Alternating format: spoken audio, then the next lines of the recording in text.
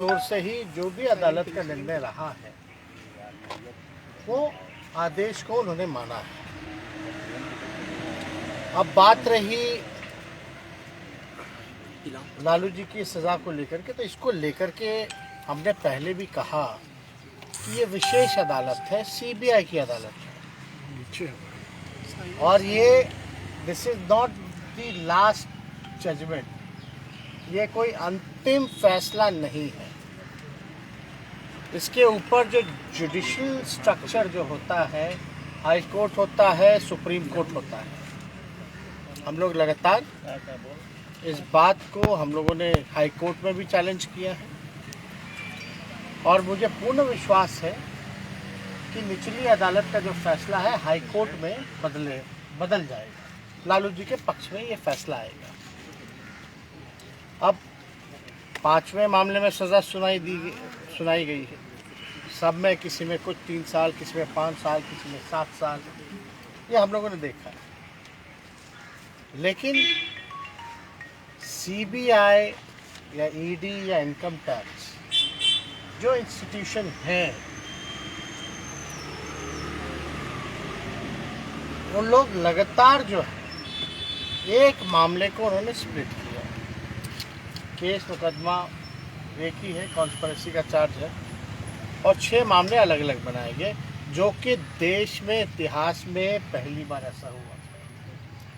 हम तो बोल रहे जब से आज़ादी हुई तब से ऐसा फैसला हुआ ही नहीं कभी। फिर भी हम लोग जो आदेश का पालन हम लोग करते हैं। लेकिन आप ये देखिएगा कि आज़ादी से अब तक चारा घोटाला, हम कहते हैं कि अब तो सज़ा हो गई, भूल जाइए। और घोटाले कौन कौन से भाई? कितने घोटाले हुए देश में? अरे देश की छोड़िए, बिहार में बताइए कि उसके बाद से कोई घोटाला ही नहीं हुआ क्या? लगभग 80 घोटाले हो गए। Where is CBI? कहाँ है सीबीआई? कहाँ है ईडी और कहाँ है इनकम टैक्स और इंटरपोल? एनआईए कहाँ है? हम तो पूछना चाहते कहाँ है भाई? कितनी तेजी! और देश में केवल एक ही नेता, एक ही घोटाला। गजब की एजेंसी है भाई, पीठ थपथपा रही है। ये तो तुत्ता का काम करती है, इसमें तो हमको बोलने की जरूरत नहीं है। लालू जी थोड़े से क्या सक्रिय हुए बेचारे। आप सब लोग जान रहे हैं कि तबीयत उनकी खराब थी, है भी। वो तो राष्ट्रीय अधिवेशन था तो उसमें उनको रहना ही था। थोड़ी सी क्या सक्रियता हुई। अब तो 24 का ज़्यादा दिन चुनाव का बचा है नहीं ना, तैयारी तो अभी से शुरू है। यूपी चुनाव के बाद लोकसभा की तैयारी हो जाएगी, तो थोड़ी सी सक्रियता आती है। और सीबीआई जो है विजय माल्या जी को भूल जाती है, नीरव मोदी जी को भूल जाती है, ललित मोदी जी को भूल जाती है, मेहुल चौकसी भाई को भूल जाती है। कुछ दिन पहले 23,000 करोड़ रुपए लेकर के भागे, उनको भूल गई। अरे ये देश से कैसे बाहर चले गए? हमको हनीमून पे जाना था, मेरे लिए लुकआउट नोटिस था। हमको कोर्ट से लुकआउट नोटिस हटवा करके बाहर जाना पड़ा। हमने कौन सा अपराध किया था जो हम पे भी लुकआउट नोटिस था? हम तो कहना चाहते हैं भाई, इन लोगों के लिए नीरव मोदी, मेहुल चौकसी, विजय माल्या, नीरव मोदी, क्या इन लोगों के लिए लुकआउट नोटिस नहीं था क्या? क्यों नहीं था? कितने बड़े बड़े घोटाले हुए बिहार में। सृजन घोटाला, उसका रिकवरी कौन करवाएगा? वो भी तो कोषागार से गया, वो भी तो ट्रेजरी का मामला था। बिहार के कितने जिलों में हुआ सृजन घोटाला? मुख्यमंत्री के जानकारी हेतु क्यों नहीं मुख्यमंत्री पर कार्रवाई की गई? बल्कि चारा घोटाला में तो लालू जी ने ही आदेश दिया जांच का। जिसने जांच का आदेश दिया, जिसने जांच करवाया, उसी को तुम जेल भेज दी। कोई बात नहीं, लालू जी जाते जाते बोले ना झुके हैं ना झुकेंगे। हमेशा सांप्रदायिक शक्तियों से लड़ते रहेंगे, उसकी सजा मिली है। और देख रहा कोई एक बार थोड़ी ना, बार बार सजा मिलती जा रही है। लोग को लग रहा भाई किस बात का बार बार एक ही आदमी पे सजा सुनाई जा रही है। और जो यहाँ 80 घोटाला करके बैठा, सृजन महाघोटाला महापाप करके बैठा बालिका गृह वाला, उन लोगों पे कोई कार्रवाई नहीं होती। तो भाई हम मेरे अगर ट्विटर पे जाइएगा तो पहला ही टैग्ड है एक ट्वीट, थोड़ा पढ़ लीजिएगा। आज भाजपा के खिलाफ, सांप्रदायिक शक्तियों के खिलाफ देश में कोई नेता नहीं बोलता जहां लालू जी बोल रहे हैं, लड़ रहे हैं। अगर बीजेपी से हाथ मिला लेते लालू जी तो शायद राजा हरिश्चंद्र कहलाते। आज भाजपा और आरएसएस इन लोगों से लड़ाई लड़ रहे हैं तो भाई सजा काट रहे हैं। तो लालू जी डरने वाले हैं क्या, या हम लोग को डरने वाले हैं क्या? लालू जी का साथ जो हो रहा है देश की जनता और बिहार की जनता देख रही है। लालू जी के साथ जो हो रहा है वो यूपी में भी, यूपी की जनता जो है बीजेपी पर वार करने का काम करेगी, वोट का चोट देने का काम करेगी। लोग को लगता है कि लालू जी को जेल भेज देने से लालू जी कमजोर हो जाएंगे, पार्टी नस्ताबूत हो जाएगी। बिहार की सबसे बड़ी पार्टी निकल के आई, आरजेडी सरकार बना चुके थे महागठबंधन। ये तो कुछ बेईमानी कर करके इन लोग आ गए थे। तो लालू जी तो और मजबूत हुए, पार्टी मजबूत हुई।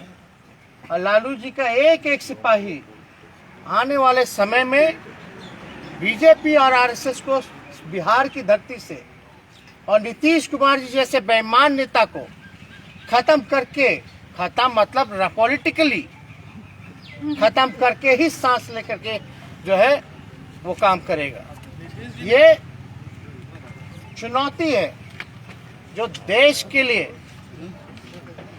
जिन लोग बर्बाद कर रहे हैं, जो देश के युवाओं को बर्बाद कर रहे हैं, देश के संपत्तियों को बेचा जा रहा है। तो सीबीआई, ईडी, इनकम टैक्स नहीं है। रेल बेच दिया, सेल बेच दिया, एयर इंडिया बेच दिया, LIC बेच दिया, इंडियन ऑयल, भारत पेट्रोलियम सब बेच दिया, लेकिन चार्जशीट हम लोगों पर। किस शर्त पे बेचा, क्या बेचा? और खरीदार 2-4 ही लोग पूरे देश भर में देश के संपत्तियों को खरीद रहे हैं। ये है क्या न्याय? कहां है जांच एजेंसियां? हम तो चुनौती देते हैं, थोड़ा जांच करके बताएं। अरे सीबीआई प्रकोष्ठ है भाई भाजपा का, लेकिन जिस दिशा में ये जांच एजेंसियां काम कर रही हैं, ये आने वाले समय में देश के लिए खतरा है। इसलिए हम कह रहे हैं कि कोई पॉलिटिकल पार्टी का प्रकोष्ठ होकर के अगर कोई काम करेगा, ये इंस्टीट्यूशन सदैव रहेगी, लेकिन सत्ता में रहने वाले लोग हमेशा बदले जाएंगे, कोई परमानेंट नहीं।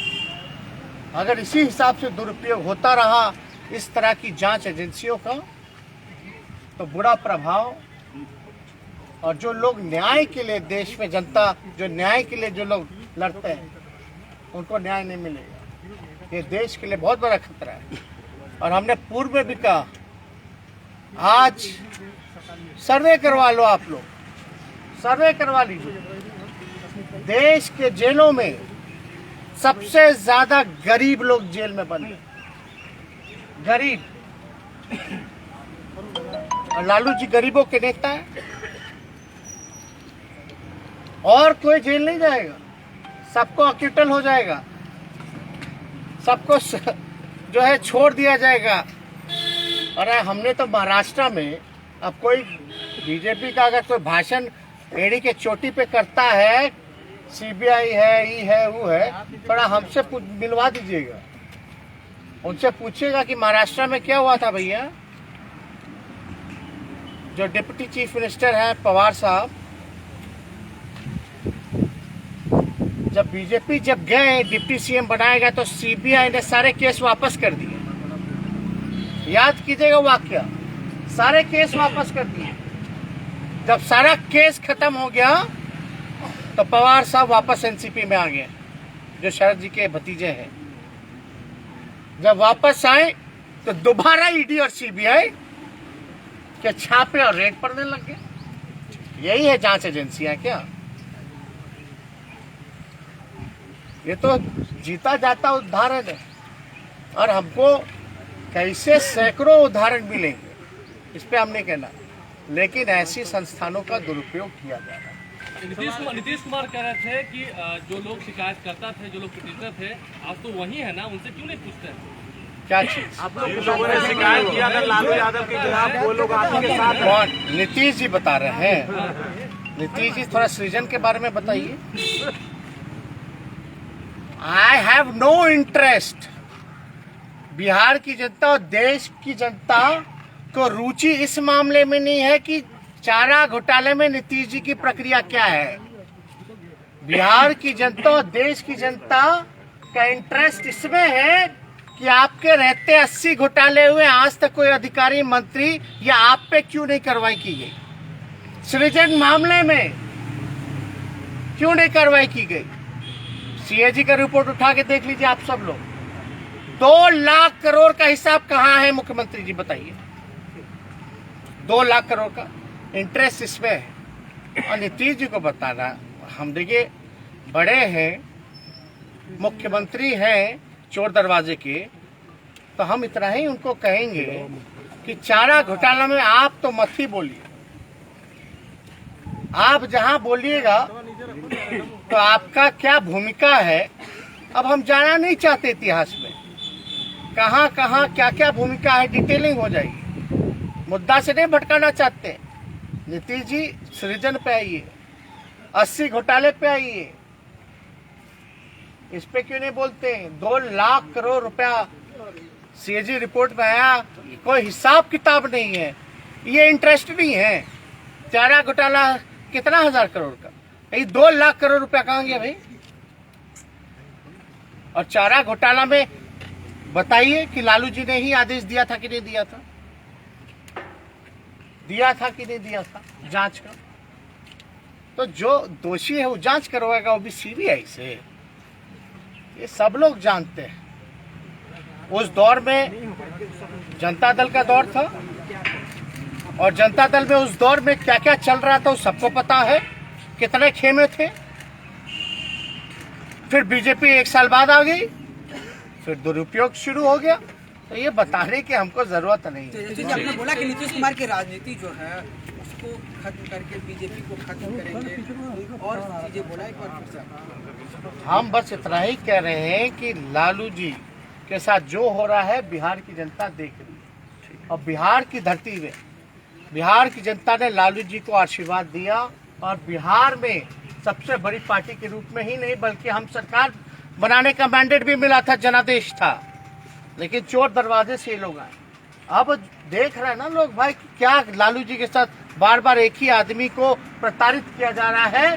तो आने वाले समय में लालू जी के चाहने वाले लोग या बिहार का हित जो चाहते हैं, देश का हित जो चाहते हैं, वो सब जो है भाजपा, आरएसएस और नीतीश जी को, पार्टी को जो है विलुप्त करके ही, राजनीतिक रूप से खत्म करके ही सांस लेने का काम करेगी। बहुत जदयू कह रही है कि